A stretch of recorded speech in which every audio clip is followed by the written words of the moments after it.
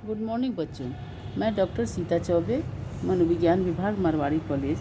बच्चों, मैं पिछले क्लास में सिजोफ्रेनिया का जो सिम्टम्स है उसके बारे में मैं आपको बताई थी कि सिजोफ्रेनिया के कई सिम्टम्स होते हैं।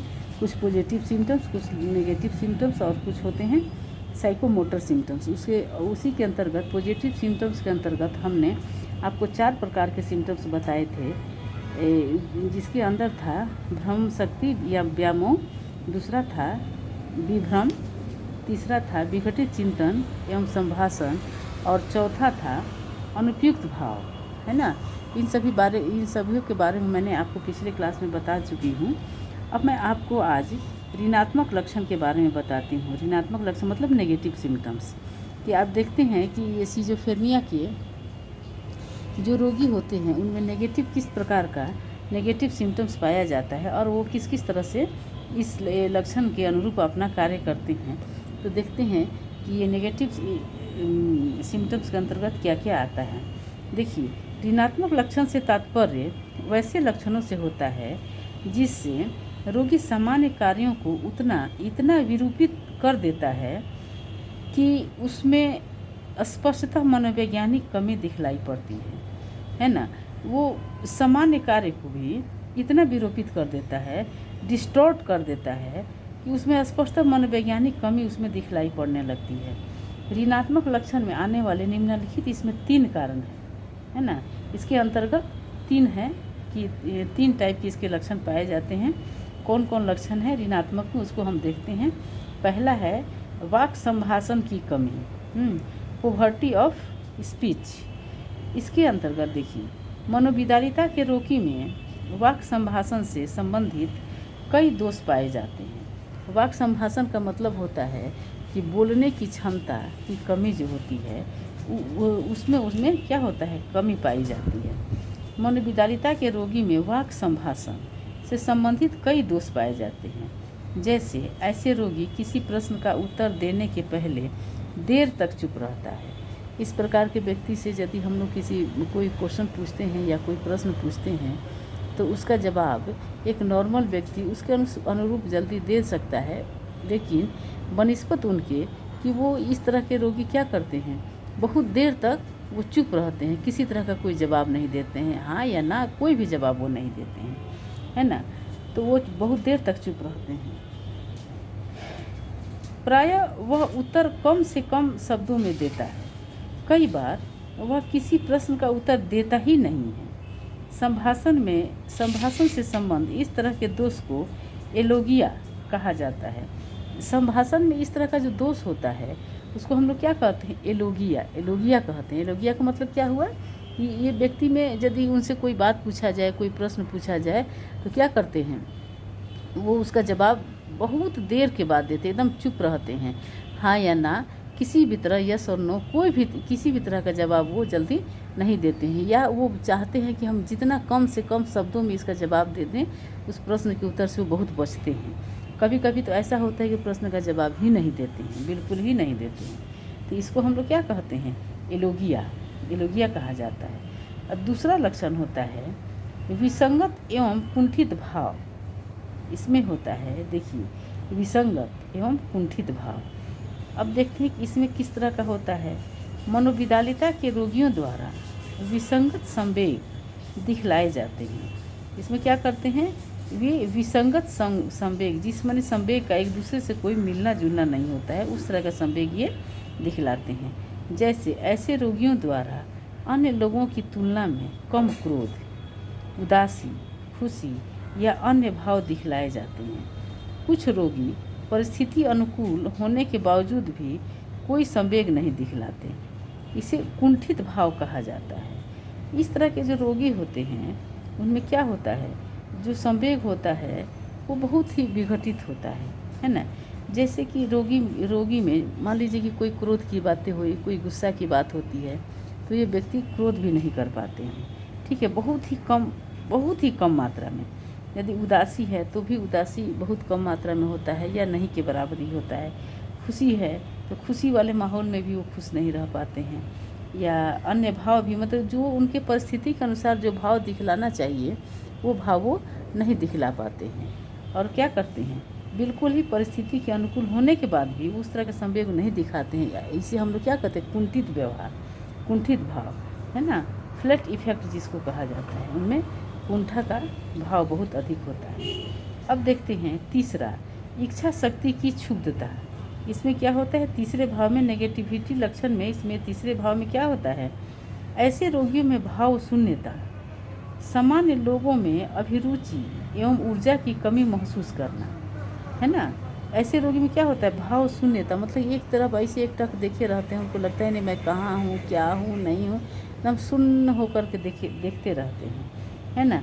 सामान्य लोगों में अभिरुचि, जो माने जनरल लोग, आसपास के लोग हैं या सामान्य लोग हैं, उनमें एक तरह का रुचि होता है या कुछ बात करने की क्षमता या कोई भी इंटरेस्ट, वो इंटरेस्ट इनमें नहीं होता है। ऊर्जा की कमी, उनको किस काम करने का एनर्जी जो होता है व्यक्ति में कुछ करने का या कुछ भी, वो एनर्जी इनके अंदर नहीं, वो अपने अंदर खुद ही महसूस नहीं करते हैं। किसी कार्य को पूरा करने में अक्षम रहना, वो छोटा से छोटा कार्य भी या बड़ा तो अलग की बात है, लेकिन कोई भी काम करने में वो अपने आप को अक्षम महसूस करते हैं, नहीं मेरे से ये नहीं होगा, इस तरह से वो अपना अक्षमता प्रस्तुत करते हैं आदि प्राय देखे जाते हैं। इस तरह की स्थिति को इच्छा शक्ति की न्यूनता कहा जाता है। इस तरह का जो इच्छा शक्ति है उसमें क्या कहा जाता है, इच्छा शक्ति की कमी कहा जाता है। इस तरह के रोगी में ये लक्षण दिखाई देते हैं, है ना। तो ये जो है, ये तीनों टाइप जो होते हैं, ये नेगेटिव सिम्टम्स के अंतर्गत आते हैं, जो हमने अभी आपको बताया। नेगेटिव सिम्टम्स के अंतर वाक संभाषण की कमी, विसंगत एवं कुंठित भाव, और तीसरा है इच्छा शक्ति की क्षुब्धता। ये तीनों नेगेटिव सिम्टम्स के अंतर्गत आते हैं इनके लक्षण। अब ये तीसरा लक्षण जो है, इनमें है मनःचालित या मनोपेशीय लक्षण, है ना, साइकोमोटर सिम्टम जिसको कहा जाता है। अब इसमें देखते हैं मनोविकलता के रोगियों द्वारा, इसमें क्या होता है।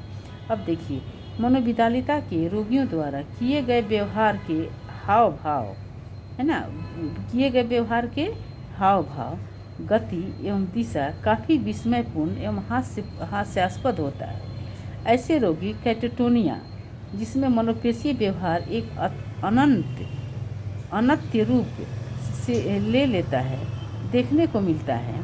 इसमें मूल रूप से कैटेटोनिया स्टूपर, जिसमें रोगी लंबे समय तक गतिहीन एवं खामोशी की अवस्था में अपने आप को रखता है। कैटेटोनिया दृढ़ता, जिसमें रोगी घंटों एक दृढ़ एवं सीधा शारीरिक मुद्रा या भंगिमा में अपने आप को रखने में सक्षम होता है। तथा कैटेटोनिक हाव भाव, जिसमें रोगी लंबे समय तक एक अजीब शारीरिक स्थिति बनाकर, जैसे घंटों एक पैर पर खड़ा होकर या एक हाथ सीधा ऊपर उठाए हुए स्थिति में अपने आप को रख लेता है। इसके अतिरिक्त मनोविकलता के कुछ रोगियों द्वारा मोमी नम्यता भी दिखलाई जाती है। इसमें क्या होता है कि इस दिखलाया जाता है ना, और इसके अतिरिक्त मोमी नम्यता दिखलाया जाता है, जिसमें रोगी अपने आप को बहुत लंबे समय तक ठीक उसी स्थिति में बना कर रखता है जिस स्थिति में दूसरे लोग उसे रख कर गए होते हैं, है ना। तो अब हम देखते हैं कि ये पेशी साइकोमोटर सिम्टम्स क्या है। तो इसमें देखिए, इसमें बताया गया है कि यह इनका एक हाव भाव और गति जो होता है काफ़ी विस्मयपूर्ण और हास्यास्पद होता है।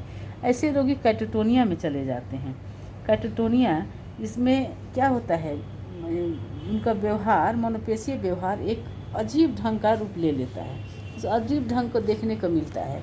अब जैसे मान लीजिए, उनमें इस तरह के रोगी में क्या होता है, बहुत लंबे समय तक वो गतिहीन रहते हैं, खामोश रहते हैं, चुपचाप रहते हैं और कुछ बोलते भी नहीं हैं, और कुछ एक अजीब ढंग का शारीरिक मुद्रा उत्पन्न कर लेते हैं, शारीरिक मुद्रा या भाव रख लेते हैं और बहुत देर तक उसी तरह से रहते हैं। जैसे मान लीजिए कि कोई एक व्यक्ति है, एक पैर पर खड़ा है और एक ही पैर पर खड़ा होकर बहुत लंबे समय तक, 4 घंटा, 5 घंटा, 10 घंटा तक क्या करता है, लंबे समय तक वो अपने आप में रहता है ना, और खड़ा रहेगा।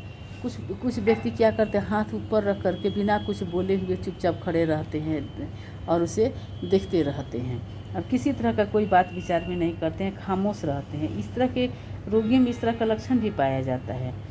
या फिर इस तरह या फिर ऐसा होता है कि कोई व्यक्ति यदि उन्हें कहे कि नहीं आप बैठे रहिए या खड़े रहिए या यहीं पर आप चुपचाप खड़े रहिए या लेटे रहिए, तो वो व्यक्ति क्या करता है, उसी तरह से उसी भाव भंगिमा में, उसी स्टाइल में, उसी तरह से वो व्यक्ति वहाँ खड़ा रहेगा या जिस तरह से उसको आदेश दिया गया उसी तरह से करके रहता है, या फिर उसके अपने इच्छा अनुसार जो खड़ा रहना है या फिर एक हाथ पे या ऐसे भी, तो उसी स्थिति में बहुत देर तक वो पड़ा रहता है ना। तो इस तरह के स्थिति को हम लोग मोमी नम्यता भी कहते हैं, वैक्सी फ्लेक्सिबिलिटी भी कहते हैं, है ना। तो इस तरह के जो रोगी होते हैं सिजोफ्रेनिया के, उनमें क्या होता है कि ये साइकोमोटर सिम्टम्स में पाया जाता है। ये हो गया मनोविदालिता के 3 टाइप के जो लक्षण हैं उनका विस्तृत जानकारी हमने आज के क्लास में दिया, और अगले क्लास में मैं आपको टाइप्स ऑफ सिजोफ्रेनिया पढ़ाऊँगी, है ना। ये सिजोफ्रेनिया के लक्षण के बारे में मैंने आपको विस्तृत ढंग से बताया। इसके बाद मैं आपको टाइप्स ऑफ सिजोफ्रेनिया बताऊंगी, है ना। आज का क्लास यहीं तक, अगले क्लास में मैं फिर आपको टाइप्स के बारे में बताऊंगी। तब तक के लिए धन्यवाद।